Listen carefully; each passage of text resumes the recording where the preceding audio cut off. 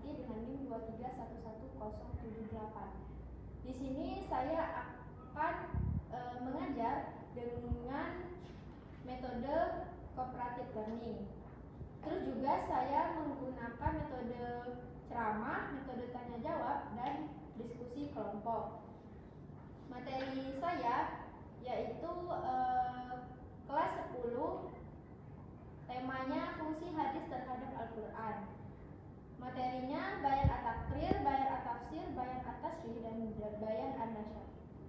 Baiklah, terima kasih. Baiklah, assalamualaikum warahmatullahi wabarakatuh. Waalaikumsalam warahmatullahi wabarakatuh. Baiklah, sebelum kita memulai pembelajaran kita pada pagi hari ini, alangkah baiknya kita berdoa terlebih dahulu. Berdoa dalam hati, berdoa dimulai. Berdoa selesai.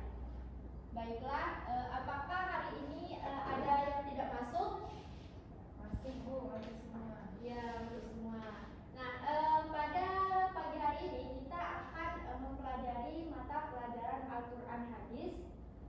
Di sini tahu nggak apa itu pengertian Al-Quran dan apa itu pengertian hadis? Coba Nak Zarepa, apa itu pengertian Al-Quran? Al-Quran itu adalah kalam Allah yang diturunkan melalui perantara malaikat Jibril kepada Nabi Muhammad. Iya, kalau hadis? Hadis itu adalah segala sesuatu perkataan yang disampaikan kepada Nabi Muhammad. Ya, betul sekali. Jadi Al-Quran itu merupakan pedoman utama kita untuk menjalani kehidupan kita sehari-hari. Sedangkan hadis itu adalah pedoman kedua kita, yaitu adalah segala sesuatu baik perkataan, perbuatan maupun ketetapan dari Rasulullah SAW. Nah,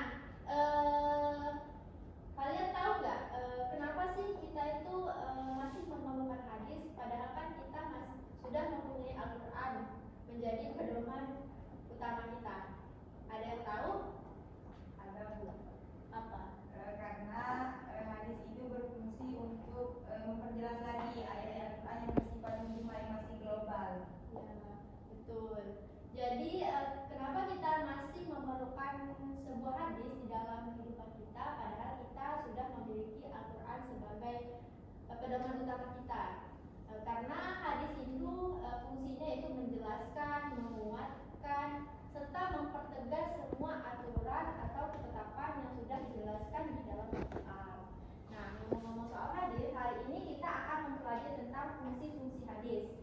Di sini ada 4 macam fungsi hadis. Yang pertama ada bayan at-takrir, yang kedua ada bayan at-tafsir, yang ketiga ada bayan at-tasyrih, dan yang terakhir ada bayan an-nasyr. Nah, yang pertama di sini ada bayan at-takrir. Jadi bayan at-takrir ini fungsinya yaitu sebagai memperkuat dan mempertegas suatu aturan atau hukum yang ada di dalam Al-Quran. Contohnya nih, misalkan di dalam sebuah ayat Al-Quran itu dijelaskan tentang sholat, bahwa sholat itu wajib untuk dilakukan kita sebagai umat muslim. Nah, kemudian ada hadis yang datang lagi memperjelas kembali bahwa sholat itu wajib dilakukan oleh kita. Jadi kenapa kita butuh bayan at-takrir? Karena agar semua aturan yang di dalam Al-Quran itu bisa kita semakin yakin, bisa kita semakin percaya dengan adanya aturan yang ada di dalam Al-Quran. Baiklah, selanjutnya yaitu ada bayan at-tafsir. Nah, bayan at-tafsir ini adalah fungsi hadis menjelaskan ayat Al-Quran yang masih umum atau yang belum rinci. Contohnya, misalkan tentang sholat. Nah, kita itu diharuskan untuk sholat di dalam sebuah ayat Al-Quran. Namun di dalam Al-Quran itu belum dijelaskan bagaimana tata cara sholat dengan baik, bagaimana bacaannya. Nah, hadis ini fungsinya yaitu memperjelas tata cara sholat dari awal sampai akhir. Selanjutnya yaitu ada bayan at-tasyrih. Nah, bayan at-tasyrih ini fungsi hadis untuk menetapkan hukum atau aturan yang belum dijelaskan secara rinci di dalam Al-Quran. Nah, jadi contohnya misalkan di dalam kita itu disuruhkan untuk membayar zakat, wajib membayar zakat. Tetapi di dalam Al-Quran itu tidak dijelaskan berapa yang harus kita bayar, kepada siapa yang berhak menerimanya, dan kepada siapa yang berhak kita bayarkan. Nah, jadi di sini hadis itu berfungsi untuk menjelaskan aturan-aturan zakat yang belum dijelaskan secara rinci di dalam Al-Quran tadi, yaitu menjelaskan kembali. Nah, dan yang terakhir itu ada bayan an-nasyak. Bayan an-nasyak ini adalah bayan fungsi hadis untuk menghapus atau mengganti hukum yang ada di dalam Al-Quran.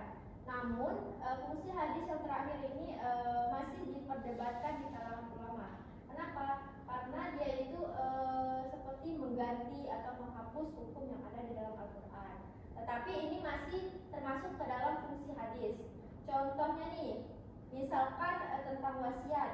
Nah, di dalam suatu ayat Al-Quran itu dijelaskan bahwa wasiat itu wajib kepada keluarga kita yang sudah meninggal, misalnya kedua orang tua kita. Nah, tetapi Rasulullah ini menjelaskan lagi dengan hadis bahwa ahli waris itu tidak mendapatkan wasiatnya karena mereka itu sudah mempunyai pendapatan atau bagian mereka masing-masing. Jadi wasiat itu sudah ada bagiannya masing-masing di dalam keluarga tersebut. Jadi hadis ini fungsinya yaitu adalah mengganti ketetapan atau peraturan sebelumnya yang ada di dalam Al-Quran. Nah, jadi mungkin itu saja materi kita pada pagi hari ini. Ibu mau nanya terlebih dahulu untuk yang terakhir. Coba kepada Nazarepa sebutkan fungsi hadis, salah satu fungsi hadis yang kamu ketahui dari ibu jelaskan tadi. Yang pertama Bu, yang bayan at-takrib. Ya. Itu fungsinya untuk menguatkan ayat di dalam Al-Quran yang masih bersifat mujmal tadi, masih bersifat global. Ya. Misalkan tentang sholat tadi, nah bagaimana tata cara dan lain sebagainya. Betul sekali. Jadi Nak Zalepa ini mendengarkan ya ibu menjelaskan tadi. Baiklah, mungkin itu saja pembelajaran kita pada pagi hari ini. Sebelum kita tutup, mari kita mengucapkan lafaz